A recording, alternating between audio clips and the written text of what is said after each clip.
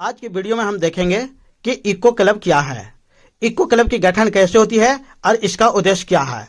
तो हमारे संस्थान में इको क्लब की गठन कर दी गई है और इसके बाद इको क्लब में पर्यावरण के बारे में अच्छे से सिखाया जाता है और पर्यावरण के प्रति जागरूक बढ़ाने के लिए ये इको क्लब का जो है ये संगठन किया जाता है। चलिए इसे शुरू करने से पहले हम एक पंक्तियां अच्छी से सुनते हैं, इसके बाद सारा हम इसका मॉडल प्रारूप बतलाएंगे। तो ये पंक्तियां सुनिए। पर्यावरण हम सभी की जान है, पर्यावरण हम सभी की जान है, इसलिए रखो इसका ध्यान है। पर्यावरण हम सभी की जान है, इसलिए रखो इसका ध्यान है। यही है हम सब की जहान है, यही है हम सब की जहान है। संरक्षण करो इसे तब महान है। तब तक के हम महान नहीं बन सकते हैं, क्योंकि सारा जीवन जो है ये पर्यावरण पर ही आधारित है। इसलिए पर्यावरण को अच्छे से रखना है, संरक्षण करना है। इसके तहत हम लोग पेड़ लगाने के लिए बच्चों को सिखाया जाता है, स्वच्छता रखने के लिए सिखाया जाता है, इसके लिए अभियान चलाया जाता है, प्राकृतिक संरक्षण की सारी बातें बताई जाती है, बागवानी के प्रति बच्चों को उत्सुकता बढ़ाई जाती है और सारा जो है आपको ये कार्य कराया जाता है। इसके अलावा पूरा पर्यावरण संबंधित सारा कार्य किया जाता है। चलिए इस कार्य को देखिए, ये सारे बच्चे बहुत ही अच्छे तरीके से निभा रहे हैं और ये देखिए सबके हाथ में कुछ न कुछ पर्यावरण से संरक्षण के लिए पेड़ लगाने की तैयारी चल रही है और इसके बाद सफाई करने की तैयारी चल रही है। इसके बाद कूड़े कचरे है उसको साइड करने की तैयारी चल रही है एवं शुद्ध वातावरण के यहाँ पर जी जो है अच्छे कार्य किए जा रहे हैं। तो इस तरह से आप देख लिए और ये बच्चे आगे बढ़ते हुए बहुत उत्साहपूर्वक, अब देखिए यहाँ वृक्षारोपण का कार्यक्रम चल रहा है।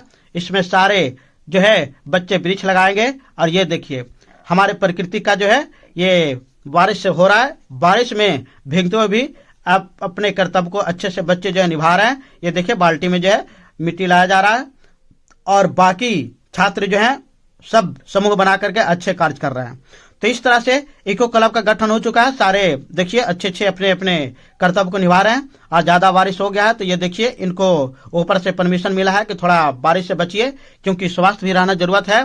तो इस तरह से पर्यावरण में पेड़ लगाने का, वृक्षारोपण का, बागवानी करने का, पर्यावरण संरक्षण का इस सारा गतिविधि जो है वो भली भांति चल रही है। तो इस तरह से आप ये देख रहे हैं और आपको अगले बारिश जब भी बंद हो जाएगी तो उसका भी हम यहाँ पे जी गतिविधि को दिखलाएंगे। इस तरह से पूरी गतिविधि चल रही है और इसके बाद इको क्लब के बारे में कुछ और बातें हम थोड़ी कर लेते हैं। तो इस तरह से इको क्लब को संरक्षण के लिए, जागरूकता के लिए बच्चों को चिन्हित करके उनका जो है एक सदस्य बनाया जाता है और सारे बच्चों की इसमें भागीदारी रहती है एवं पूरा स्कूल का कर्मचारी, शिक्षक, अध्यापक, अध्यापिकाओं सारे लोग जो है सहयोग करते हैं। इस तरह से जब भी इसके संरक्षण रहता है तो बाल संसद जब संरक्षण की जाती है इको क्लब में, तो इसमें प्रधानमंत्री एक होता है, स्वास्थ्य मंत्री का एक चुना जाता है, स्वास्थ्य मंत्री एक चुना जाता है, सुरक्षा न्याय मंत्री एक को चुना जाता है, पोषण मंत्री एक को चुना जाता है, शिक्षा मंत्री एक को चुना जाता है, कौशल मंत्री का भी एक चुनाव किया जाता है, पर्यावरण मंत्री का चुनाव किया जाता है, शिक्षा मंत्री का चुनाव किया जाता है, खेलकूद एवं संस्कृति मंत्री का चुनाव किया जाता है, संचार एवं संपर्क मंत्री का चुनाव किया जाता है। इस तरह से 11 मंत्री जो इसमें बनते हैं बाल संसद में, अब पूरे पर्यावरण को संरक्षण करने की गतिविधि चलती है, इसका उद्देश्य को प्राप्त किया जाता है और इस तरह से इसमें सारा चीज होता है। और इसका महत्व भी है, इसमें सिखाने की कला है, समूह में रहने की कला है और सारे बच्चे एक दूसरा से सीखते हैं और भागीदारी बनते हैं, सहयोगी बनती है। इसमें सामाजिकता का विकास होता है और सर्वांगीण विकास के लिए पर्यावरण संरक्षण जरूरत है। इस तरह से मेरे चैनल को लाइक, सब्सक्राइब, शेयर करें। थैंक यू, धन्यवाद।